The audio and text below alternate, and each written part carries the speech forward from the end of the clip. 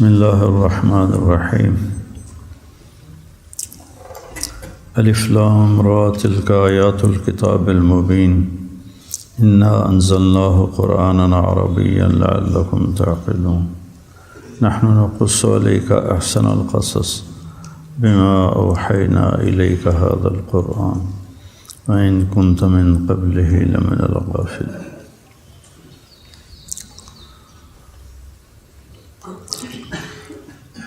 اللہ کے رسول صلی اللہ تعالی علیہ وسلم کا فرمان ہے انکم فی زمان ہدنہ وإن السیر بکم لسریع افلا ترون الی اللیل والنہار یبلیان کل جدید ویقربان کل بعید ویاتیان بکل موعود.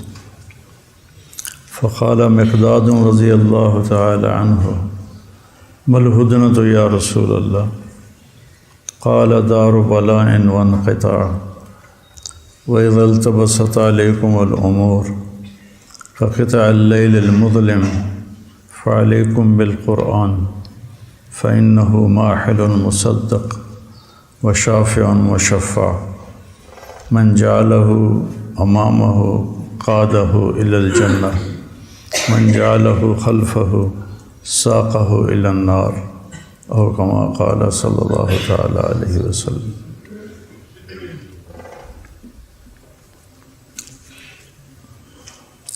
جناب رسول اللہ صلی اللہ علیہ وسلم نے فرمایا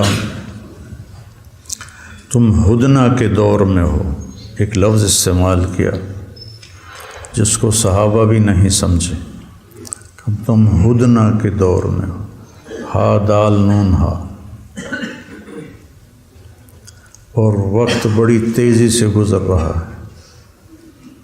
افلا ترون علی اللیل والنہار دیکھتے نہیں ہو دن اور رات کو. یبلیان کل جدید ہر نئے کو پرانا کر رہے ہیں.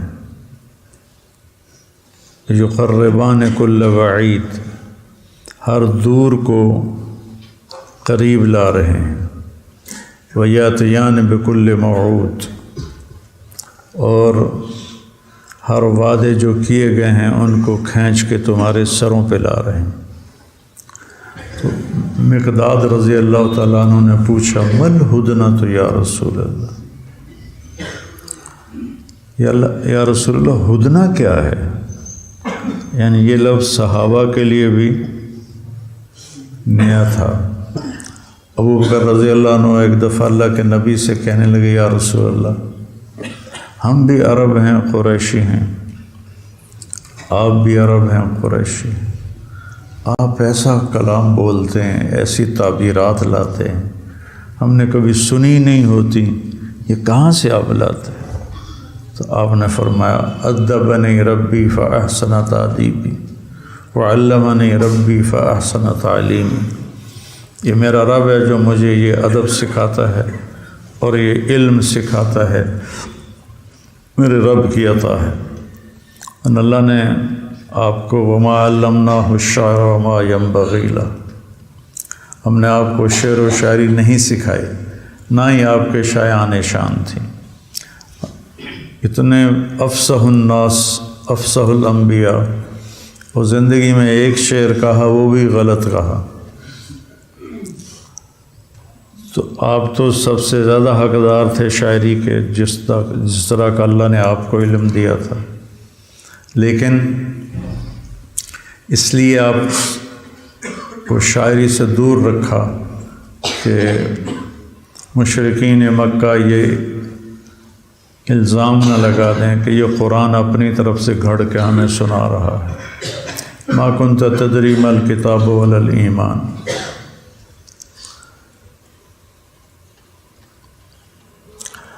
تو آپ کی تعبیرات ایسی خوبصورت ہوتی تھیں کہ سننے والے دنگ رہ جاتے تھے.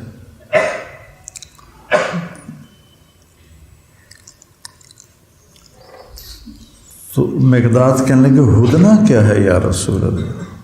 ہدنہ کیا ہے؟ تو آپ نے فرمایا دار بلاء وانقطاع، مصیبتوں کا گھر اور مٹ جانے ٹوٹ جانے والا گھر، ہدنہ اسے کہتے ہیں۔ پھر فرمایا جب تم پر فتنے ٹوٹ پڑیں اندھیری رات کی طرح، تو قطع اللیل المظلم، اندھیروں پر اندھیرا، او کا ظلمات فی بحر لجی یغشاہ موج من فوقہ موج من فوقہ سحاب اذا اخرج یدہ لم یکد یراہا، اندھیروں پہ اندھیرے جمع ہوتے جائیں جب تم پر، تو ان اندھیروں میں تمہیں راستہ نہیں ملے گا۔ تو میں تمہیں نصیحت کرتا ہوں ایک بات کی کہ علیکم بالقرآن، تم اس قرآن کو مضبوطی سے تھام لینا، چونکہ یہ جس کے بارے میں سفارش کرتا ہے اس کی سفارش قبول کی جاتی ہے، جس کے بارے میں جھگڑا کرتا ہے اس کا جھگڑا قبول کیا جاتا ہے۔ جو اسے اپنے سامنے رکھے گا، اس کی تعلیمات کو اپنے سامنے رکھے گا، اس کے مطابق اپنی زندگی کو ڈھالے گا، یہ اسے جنت میں پہنچائے گا، اور جو اسے اپنے پیچھے پھینک دے گا اور اس کی تعلیمات کو بھلا دے گا تو اسے دھکا دے کے یہ جہنم میں گرائے گا۔ تو میرے عزیزو، میں آپ طلبہ کو ہمیشہ اس بات پہ زور دیتا ہوں کہ قرآن کے ساتھ جی لگاؤ۔ یہ مجھ سے کیا کہتا ہے، کس انداز میں کہتا ہے، اس کو اللہ سے مانگ کر یہ قرآن کے موتی ڈھونڈو نکالو۔ اب اللہ تعالیٰ اس کے سورہ یوسف کے بارے میں فرما رہا ہے کہ ہم آپ کو احسن القصص سنائیں گے۔ سارا قرآن احسن ہے، اللہ نزل احسن الحدیث، سارا قرآن احسن ہے۔ اس میں پھر اللہ کہے نقص علیک احسن القصص، کہ سارا قرآن احسن ہے، اس احسن کا بھی جو احسن ہے وہ ہم آپ کو سناتے ہیں۔ تو پھر سورہ یوسف علیہ السلام کی یہ فضیلت ہے کہ ان کی کہانی ایک دفعہ آئی اور پوری صورت اسی کے اوپر اترتی چلی گئی، اور اللہ نے آپ کو نسباً بھی سب سے اعلیٰ بنایا کہ نبی ابن نبی ابن نبی ابن نبی، خود نبی، باپ نبی، دادا نبی، پردادا نبی۔ یوسف علیہ السلام نبی، یعقوب علیہ السلام نبی، اسحاق علیہ السلام نبی، اور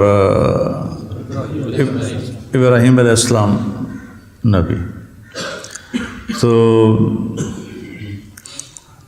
4 پشتیں مسلسل نبوت چلے، یہ انسانی تاریخ میں صرف یوسف سے ابراہیم تک علیہ السلام تک یہ اللہ نے عزت اس خاندان کو بخشی۔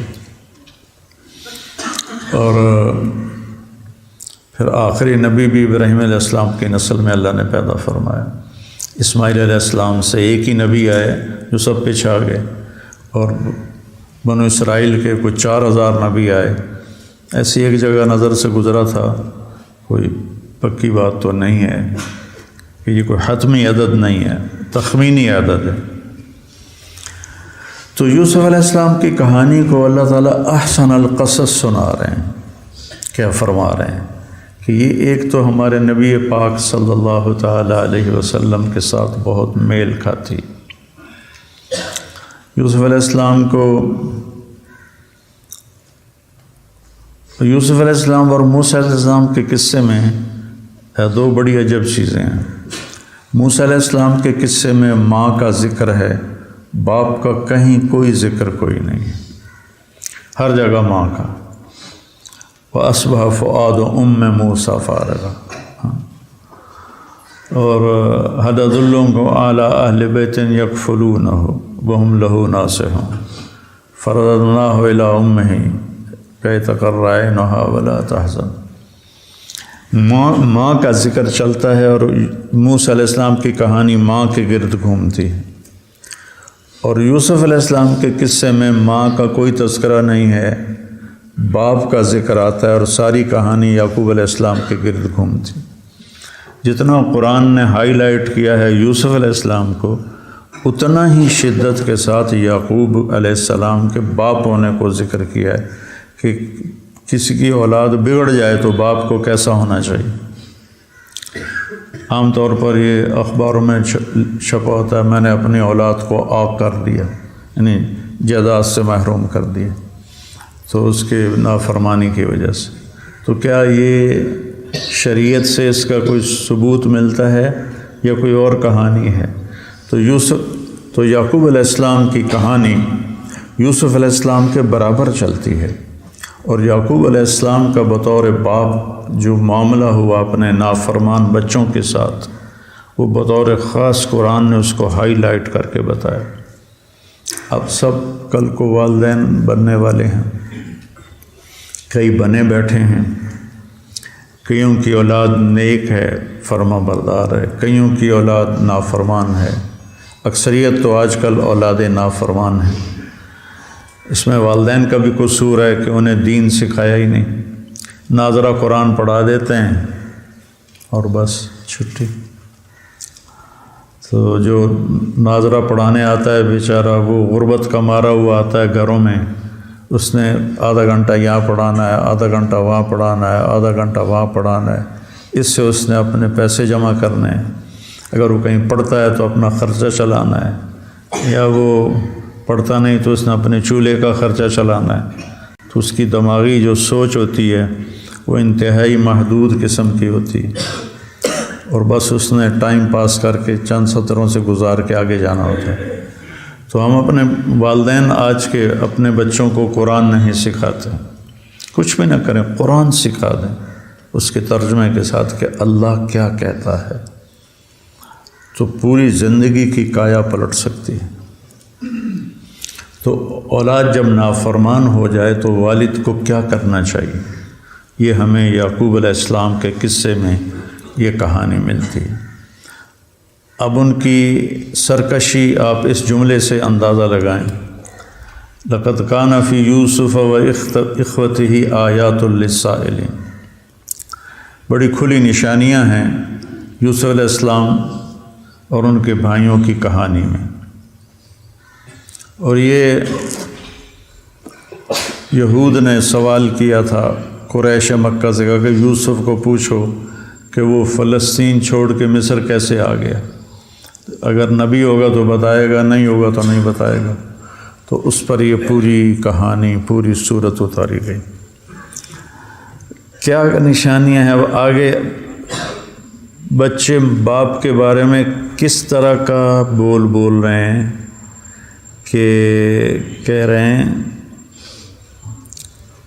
اذ قالوا لیوسف و اخوہ احب الی ابینا منا۔ خود ہی منصف بنے بیٹھے ہیں، دیکھو نا یہ یوسف اور اس کا جو بھائی ہے اس سے ہمارا باپ زیادہ پیار کرتا ہے، ہم سے کم پیار کرتا ہے۔ ان ابانا لفی ضلال مبین، پھر لا یوسف لام آیا، پھر لفی ضلال مبین، پھر لام آیا، اور ان کے ساتھ ان ابانا، ان تاکید، لام تاکید مل کے قسم کے معنی میں آ گیا کہ ہم قسم اٹھاتے ہیں کہ ہمارا باپ ضلال مبین میں ہے۔ مفتی تقی صاحب نے اس کا ترجمہ کیا ہے کہ بہت بڑی غلط فہمی میں ہے۔ یہ انہوں نے ادباً یہ ترجمہ کیا ہے، نہ بچوں کا مزاج، بچوں کا انداز گفتگو، بچوں کا سکیم بنانا، یہ اس کے اصل مطلب اور معنی پر ہی یہ جملہ آیا ہے کہ ہمارا باپ کھلی گمراہی میں ہے، کھلی گمراہی میں مبتلا ہے۔ مفتی صاحب کا قلم ادب کی وجہ سے کھلی غلط فہمی کی طرف چلا گیا، پاس ادب کے لیے انبیاء کے، ورنہ بیٹوں کے ہاں یعقوب کے بارے میں ادب کوئی نہیں ہے۔ انہوں نے یہ لفظ اسی معنی میں بولا ہے جس میں قرآن دکھا رہا ہے، لفی ضلال مبین، اتنی ان کے اپنے باپ سے دوری ہے۔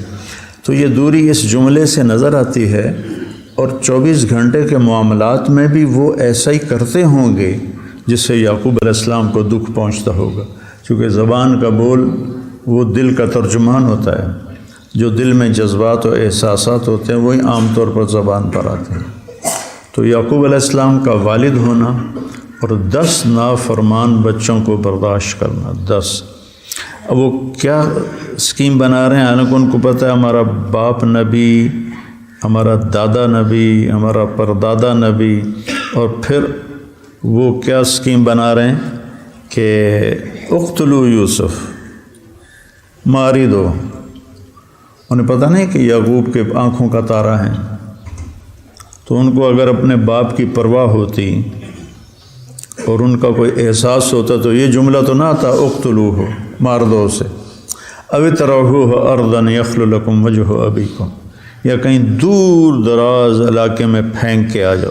اطرحوہ، یہاں بھی ذلت کا لفظ، اس کسی چیز کو یوں پھینکنے کو کہتے ہیں طرح۔ ابعثوہ ارسلوہ اذهبوا به اطرحوہ ارضا یخل لکم وجہ ابیکم، تمہارا باپ صرف تمہارے لیے ہو جائے اور پھر تم نیک پاک ہو جانا، توبہ کر کے نیک صالح بن جانا۔ یہ شیطان چکر دیتا ہے، ابھی میں یہ گناہ کر لوں پھر توبہ کر لوں گا، پھر وہ توبہ کبھی نہیں آتی، وہ اسی لمحے قدم اٹھانا ہوتا ہے اور مضبوط ارادے کے ساتھ توبہ کرنی ہوتی ہے۔ ہن کر لوں گا، ابھی یہ ہو گیا پھر بعد میں کر لوں گا، وہ بات کبھی نہیں آتی۔ اولاد کا اتنا بڑا فریب دینا اپنے باپ کو، مالک لا تامنا۔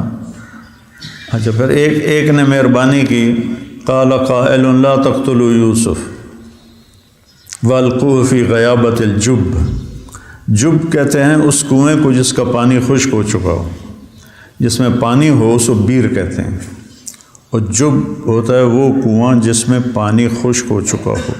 فلسطین کا علاقہ ہے نا، تو وہاں پانی اتنا وافر نہیں، میں پھرا ہوں تو وہ پہاڑی علاقہ ہے، سارا پہاڑی علاقہ ہے، اللہ کی شان ہے، صرف وہ علاقہ آباد ہے اور اس میں زراعت ہے، پورے اردن کی خوراک وہاں سے جاتی ہے۔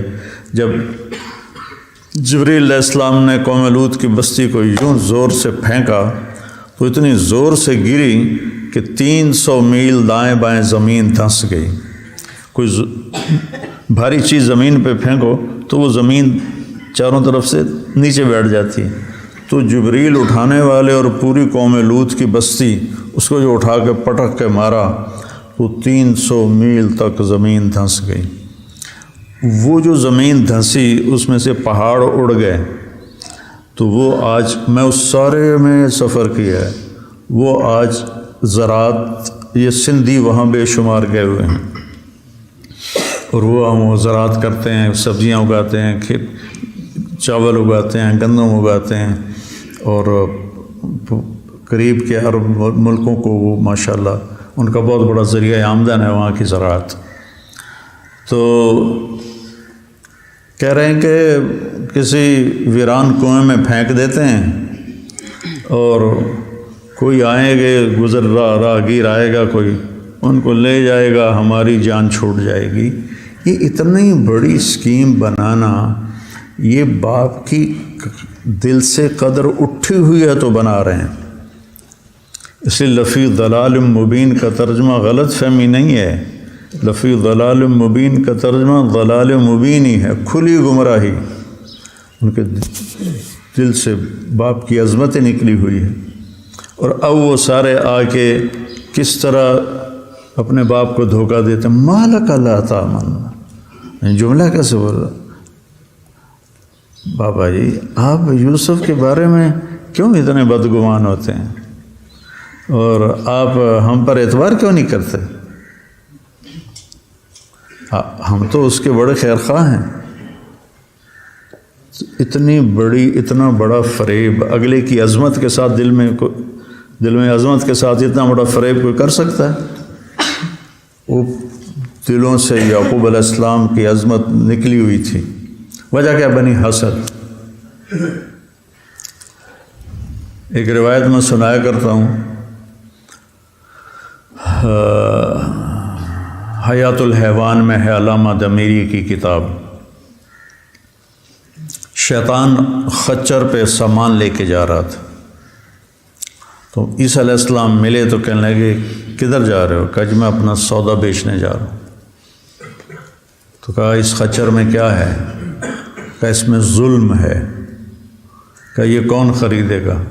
کہا بادشاہ. پھر دوسرے خچر کی طرف اشارہ کیا، اس میں کیا ہے؟ کہا اس میں تکبر ہے. یہ کون خریدے گا؟ کہا یہ زمیندار خریدیں گے. پھر انہوں نے تیسرے خچر کی طرف اشارہ کیا، اس میں کیا ہے؟ کہا اس میں حسد ہے. کہا یہ کون خریدے گا؟ کہا یہ علماء خریدیں گے. اچھا اس میں کیا ہے؟ کہا اس میں مکر ہے، فریب ہے. کہا یہ کون خریدے گا؟ کہا یہ عورتیں خریدیں گی. تو سند اس کی پتہ نہیں کیا ہے، لیکن مضمون اس کا 100% صحیح ہے. کہا اس میں کیا ہے؟ کہا اس میں دھوکے بازی ہے، خیانت ہے. کہا یہ کون خریدے گا؟ کہا یہ تاجر خریدیں گے. تاجروں میں خیانت، بادشاہوں میں ظلم، ذمہ میں تکبر. میں خود ذمہ دار ہوں، مجھے پتہ ہے کہ اس تکبر سے نکلنے کے لیے کتنے پاپڑ مجھے بیلنے پڑے. فطرت میں تکبر ہوتا ہے. یہ یوسف میاں ہوگا کوئی 3-4 سال کا، تو اس کے ہاتھ میں ایک ڈنکی تھی، تو وہ اس کو ہاتھ میں لیے نا میرے پاس آ گیا. کہنے لگا بابا ہمیں مری لے جاؤ. گرمیاں تھی. میں نے کہا میرے پاس تو پیسے کوئی نہیں، میں تو غریب آدمی ہوں، میں کیسے لے جاؤں مری؟ تو انہوں نے وہی ڈنکی نہ اٹھا کے ایسے ماری زور سے، میرے یہاں لگی، خون نکل آیا. کہنے لگا غریب کیوں کہا ہے؟ ہم کوئی غریب ہیں؟ یہ 4 سال کے بچے کا تکبر ہے. غریب کیوں کہا ہے؟ ہم کوئی غریب ہیں؟ تو زمینداروں میں تکبر، تاجروں میں دھوکہ، فریب، دھوکے بازی، قسمیں اٹھا کے دھوکہ دے رہے ہوتے ہیں. بادشاہوں میں ظلم ہے، عورتوں میں مکر ہے، علماء میں حسد ہے. تو تم سب چونکہ علماء کی قطار میں آتے ہو، اگر سے تم 6 جماعتیں پاس ہو تو لیکن تمہیں کہا جائے گا مولوی، تو تمہیں یہ حسد کا ٹیکہ شیطان لگائے گا. میں اللہ کا اتنا شکر ادا کرتا ہوں کہ اللہ نے نا مجھے اس امتحان میں ڈالا نہیں. میں محسود بن گیا تو حسد کا موقع نہیں ملا، ورنہ شاید میں بھی حسد کرتا. یہ علماء کی کمزوری ہے، اپنے آگے کسی کو بڑھتا ہوا دیکھ نہیں سکتے. کھلی بات بتا رہا ہوں، اپنے آگے کسی کو بڑھتا ہوا دیکھ نہیں سکتے. اور یہی ہمارے علمی حلقوں کے زوال کا سبب ہے. ساری مغربی قومیں استعداد دیکھتی ہیں، صلاحیت دیکھتی ہیں. پھر چاہے وہ اب دیکھو نا، انگلینڈ کا وزیر اعظم ہندو بنا دیا انہوں نے، اور اسکاٹ لینڈ کا وزیر اعظم میاں چنو، میری تحصیل ہے، اس کا ایک لڑکا بنا دیا. کہ انہوں نے یہی نہیں دیکھا کہ یہ میاں چنو کا ہے، یہ پاکستانی ہے، یہ تو گورا نہیں ہے، یہ تو کالی نسل ہے، ہمیں اس کی حکومت قبول نہیں ہے. تو انہوں نے دیکھا یہ ہم سے زیادہ استعداد والا ہے، اس کو وزیر اعظم بنا دیا اسکاٹ لینڈ کا. اور ادھر ہندو کو وزیر اعظم بنا دیا انگلستان کا. یہ وجہ ہے ان کے ترقی کرنے کی اور ان کے آگے بڑھنے کی، کہ وہ استعداد والے کو آگے بڑھاتے ہیں. اور ہمارے ماحول میں ہے، اگر کسی میں کوئی استعداد ہے تو یہ اتنی ٹنگاں کھینچو، اتنی ٹنگاں کھینچو کہ پیچھے وہ توبہ کرے، بھائی بخشو بھی بلی چوہا نہ ڈورا ہی بھلا.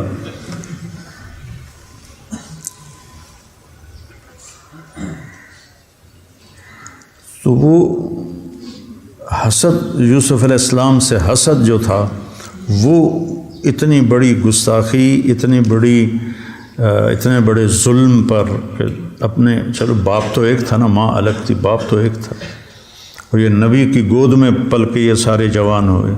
اور یوسف علیہ السلام کی عمر کوئی 7 سال تھی اس وقت. اس لیے اب ان کو لے کر نکلے تو اسے وہ پٹک کے زمین پہ مارا.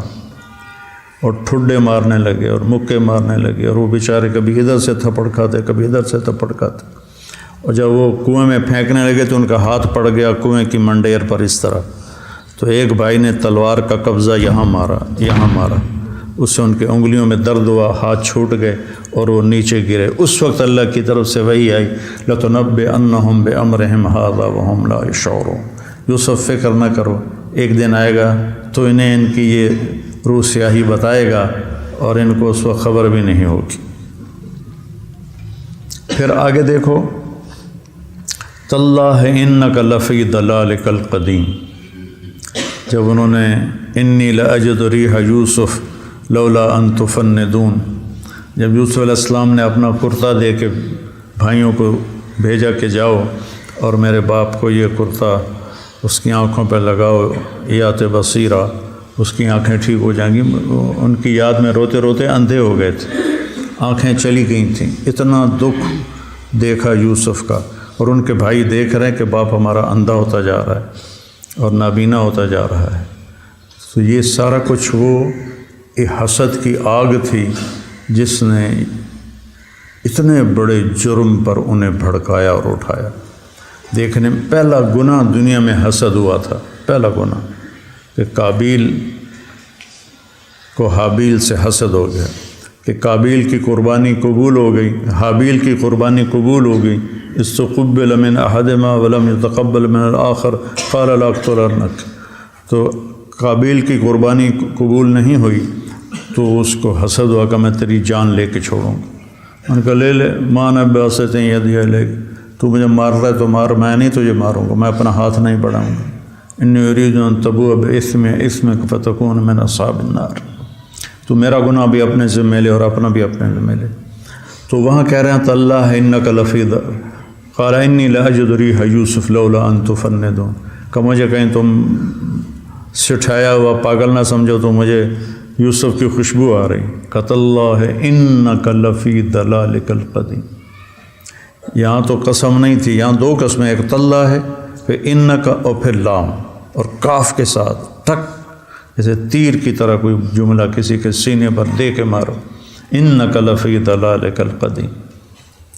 اور پھر کہ لا تفتح تذکر یوسف حتی تکون حرضا او تکون من الحالکین، کہ تو یوسف کو یاد کرتے کرتے کرتے یا تو بہت بیماری میں چلا جائے گا یا تو ہلاک ہو جائے گا، مر جائے گا۔ یہ چند جملے ان بچوں کی نفسیات بتا رہے ہیں اور ان کا رویہ بتا رہا ہے، ان کا رویہ بتا رہے ہیں یہ کلمات۔ آگے یعقوب علیہ السلام نے کیا کیا؟ فصبر جمیل واللہ المستعان علی ما تصفون، کہ بچوں مجھے پتہ ہے تم نے کیا کیا ہے، چونکہ چور کہیں نہ کہیں تو نشانی چھوڑ جاتا ہے، وہ قمیص کو خون تو لگایا انہوں نے لیکن پھاڑا نہیں، تو یعقوب علیہ السلام نے فرمایا بڑا سمجھدار بھیڑیا ہے جس نے کرتا اتار کے میرے بیٹے کو کھایا۔ تو وہ کہنے لگے کہ ہم تو پہلے ہی کہتے تھے آپ ہم پہ یقین نہیں کریں گے۔ بجاؤ اباہم عشاء یبکون، کیا کہا؟ انا ذهبنا نستبق وترکنا یوسف عند متاعنا فاکلوا الذئب وما انت بمؤمن لنا، چور کی داڑھی میں تنکا، ساتھ یہ بھی کہہ رہے ہیں ہمیں پتہ ہے آپ ہماری کہانی کو تسلیم نہیں کریں گے، اگرچہ ہم سچے بھی ہوں گے تو بھی نہیں آپ تسلیم کریں گے۔ میں نے کہا فصبر جمیل، میرا صبر ہے۔ صبر جمیل کیا ہے کہ جتنے سال، کہیں کوئی ملا نہیں ایسا واضح کہ کتنے سال کی جدائی ہے، لیکن لمبی جدائی ہے، 25-30 سال کی جدائی ہے، تو ہو سکتا ہے اس سے بھی زیادہ ہو۔ اس پوری جدائی میں یعقوب علیہ السلام کی زبان سے ایک لفظ بچوں کی ڈانٹ ٹپٹ کا نہیں نکلا، اور دن رات دیکھ رہے ہیں کہ یہ میرے بچے کو کھا گئے۔ انہوں نے کوئی نشان ہی کوئی نہیں نا، میں چلو ادھر ہے وہاں ہے یہاں ہے، ان کو گھر میں رکھا ہوا ہے، ان کے ساتھ اٹھتے بیٹھتے ہیں، کھاتے پیتے ہیں، اور یہ والدین کے لیے بہت بڑا سبق ہے۔ اگر اولاد نافرمان ہو جائے تو اس کا علاج ڈنڈا نہیں ہے، مار پٹائی نہیں ہے، اس کا علاج شفقت اور محبت ہے۔ ہمارے جو دیندار طبقے ہیں وہ بچوں کو عالم بنانے کا شوق ہوتا ہے، انہیں عالم بنے حافظ بنے، عالم بنے حافظ بنے، آگے بچے کا شوق نہیں ہوتا، پھر خود بھی مارتے ہیں اور مدرسے والے بھی اچھا چھیل کے رکھتے ہیں، تو اس کے اندر ایک بغاوت پیدا ہو جاتی اور دینی طبقوں سے باغی ہو جاتا ہے وہ۔ تو یعقوب علیہ السلام کی میں بیٹھا ہوا تھا مولانا سید خان صاحب رحمۃ اللہ علیہ کے پاس، میں ادھر بیٹھا تھا، مولانا ادھر بیٹھے تھے، تو ایک شخص آئے کراچی کے، کہ جی دعا کریں اللہ میرے بیٹے کو عالم بنائے۔ تو مولانا نے فرمایا اللہ آپ کے بیٹے کو نیک بنائے۔ تو مجھے خیال آیا اسی وقت کہ اس آدمی نے دعا کہی ہے عالم بنے، یہ کہہ رہے ہیں نیک بنے، یہ دعا اور اس سوال اور اس کے جواب میں مطابقت نہیں۔ تو ابھی یہ میرے اندر اشکال چل رہا تھا کہ مولانا نے گفتگو شروع فرمائی کہ اللہ نے ہمیں جو اولاد کے بارے میں دعا سکھائی ہے وہ ہے رب ہب لی من الصالحین، یا اللہ مجھے نیک اولاد نصیب فرما۔ عالم اولاد کا نہیں فرمایا کہ نیک بننا تو فرض ہے، پھر عالم مقدر میں ہوگا تو بن جائے گا، نہ نیک بننا فرض ہے کہ وہ اس ایسے راستے پر چلے کہ جہنم سے بچ جائے۔ تو یعقوب علیہ السلام تھک ہار گئے اور ٹوٹ گئے اور چور چور ہو گئے، اور پھر کیا کہہ رہے ہیں یا بنی یا اذهبوا، یا بنی، اے میرے پیارے بچوں، یا ابنائی نے یا بنی اذهبوا فتحسسوا من یوسف و اخیہ، جاؤ ذرا تلاش کرو یوسف کو، ہے وہ زندہ ہے۔ یا بنی، اتنا دیکھ کر ان کی سرکشی اور ان کی سازش اور ان کا ظلم، اس کے بعد کہہ رہے ہیں یا بنی، بطور باپ تمہیں کیسا چلنا ہے۔ سورہ یوسف اس کی بہت بڑی مثال ہے۔ عام طور پر علماء سورہ یوسف میں صرف یوسف علیہ السلام کا قصہ نقل کرتے ہیں، اور میں اس میں یعقوب علیہ السلام کو پہلے بیان کرتا ہوں، یوسف علیہ السلام کو بعد میں بیان کرتا ہوں، کہ پہلا کردار تو یعقوب علیہ السلام ہے کہ انہوں نے اتنی بڑی نافرمانی کو برداشت کیا۔ صبر جمیل کا مطلب ہے کوئی گلہ نہیں کروں، اور 40 برس میں کوئی گلہ نہیں کیا، اور جب درخواست کی تو یہ نہیں کہا اذهبوا یا بنی، اے میرے پیارے بچوں، اذهبوا فتحسسوا من یوسف و اخیہ، جاؤ مہربانی کرو دوبارہ تلاش کرو۔ تو ماشاءاللہ یہاں سے نکلو گے، کسی کی شادی ہوگی، کوئی سال لگا کے شادی کرے گا، جس طرح بھی آپ کے حالات بنے، تو اولاد کے بارے میں پھر ایک دم انسان بڑا سینسٹیو ہو جاتا ہے کہ اس کو میں نے ٹھیک کرنا ہے، اس کو میں نے حافظ بنانا ہے، اس کو میں نے عالم بنانا ہے، اس کو میں نے ایسا بنانا ہے، ایسا بنانا ہے۔ وہ تو یہاں لکھوا کے آیا، اس نے کیسا بننا۔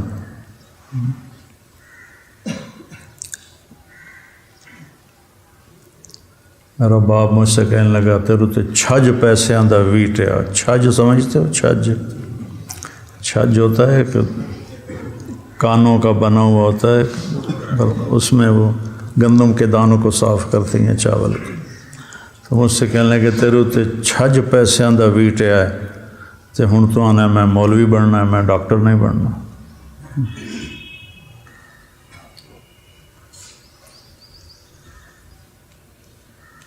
تو میرے عزیزو، آپ نے کل کو باپ بننا ہے تو میری یہ باتیں یاد رکھو، اپنے آپ کو انتہائی نرمی کے ساتھ۔ دیکھو 7 سال تک میرا نبی کہتا ہے کہ نماز بھی نہ کہو، اور یہاں مائیں 3 سال تک تو سینے سے لگا رہی ہیں، چمٹا رہی ہیں، جو ہی سکول کا منہ ہوتا ہے اور وہ رونا شروع کرتا ہے میں نے نہیں جانا، تو اس کی پٹائی شروع ہو جاتی۔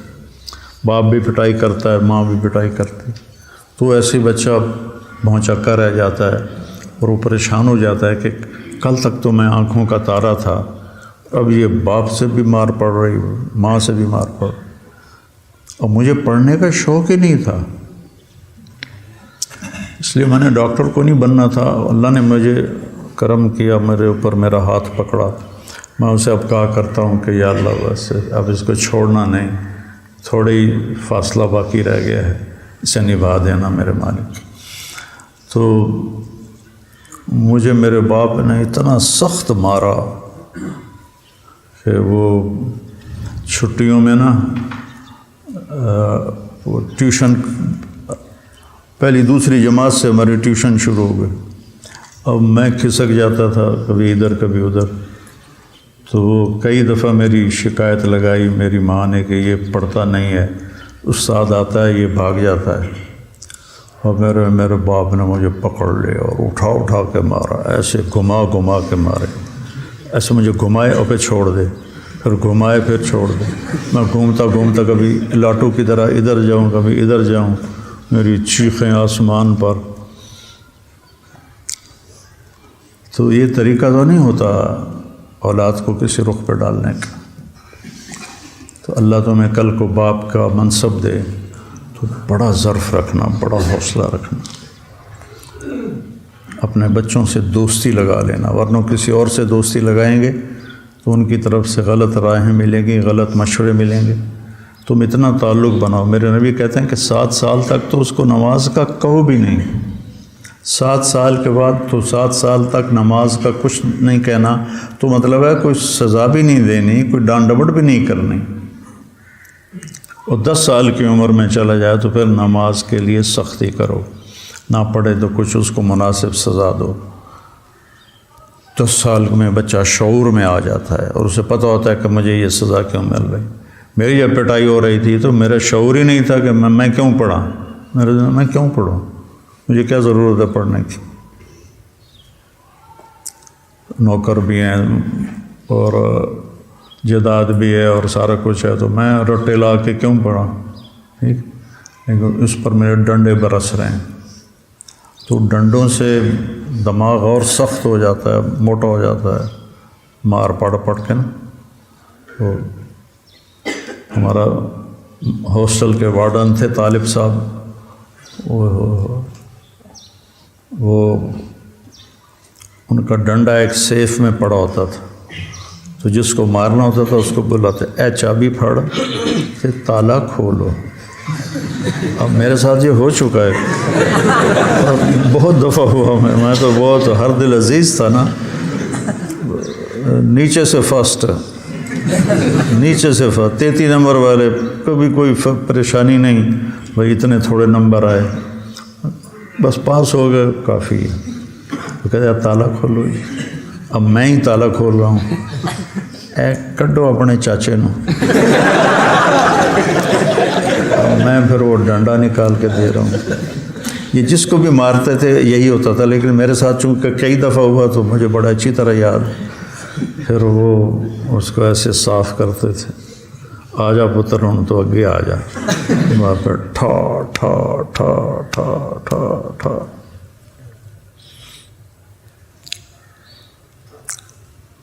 تو بیٹا ان رشتوں میں محبت، الفت، رشتہ داروں کی طرف سے اچھا سلوک نہیں ملے گا، یہ میری بات پلے باندھ لو، رشتہ داروں کی طرف سے اچھا سلوک نہیں ملے گا، تو پٹھانوں والی ضد نہیں لگانی کہ بس وہ ہم سے اچھا سلوک نہیں کرتے تو ہم بھی نہیں کریں گے، نہیں، یہ ضد نہیں لگانی۔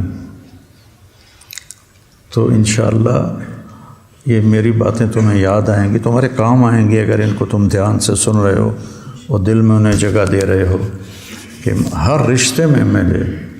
صرف ابھی تو چونکہ باپ کی بات ہو رہی تو میں اسی رشتے کو بیان کر رہا ہوں، تو ہر رشتوں میں محبت ہی سب سے بڑا فاتح ہے، محبت سے آپ لوگوں کے دلوں کو خرید لو۔ تو یعقوب علیہ السلام کی کہانی سورہ یوسف میں اتنی ہائی لائٹ ہے جتنا یوسف علیہ السلام ہائی لائٹ۔ چلو